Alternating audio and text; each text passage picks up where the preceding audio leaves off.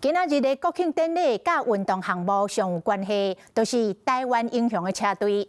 新北市骑警队做前导，莱茵鲁尔世大运、成都世运会甲威廉波特少棒冠军的选手，拢伫个游行的车队接受到大家欢休。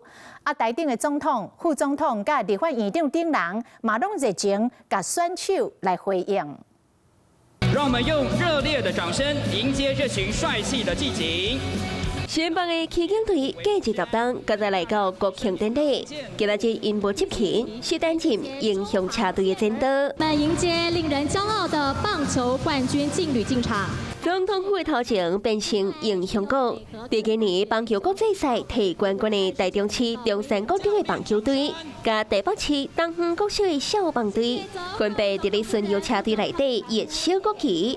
总统赖清德、副总统萧美琴、立法院长韩国瑜也拢热情回应，甚至萧美琴搁加码比爱心。大家准备大声呐喊，把我们的最好的热情拿出来，因为这个也更多人看嘛，所以就跟比赛前的准备一样。对啊，只是刚好这边也有国中部啊，有国小这样啊，大家学长学弟啊，大家聚在一起很开心。从校长到教练到选手，大家都很兴奋。因为没有参加过这么大的典礼。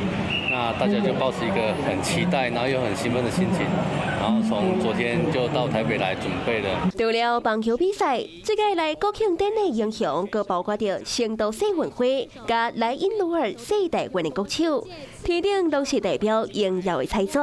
内底也有一个摕下世大运金牌的射箭国手唐志军。很害羞，觉得在上面当挥手，其实我没想象中自己就是，我觉得我自己没有到那么有名，就只是有时候是希望可以透过这个方式让大家认识我们的运动啊，认识这些选手的努力，让大家可以看到我们其实平常都是一直在为台湾加油。虽然伊话是讲了真谦虚，也毋过无论安怎。 透过英雄车队的选游，那为台湾庆祝生日，也为运动场奋战的国手做回加油。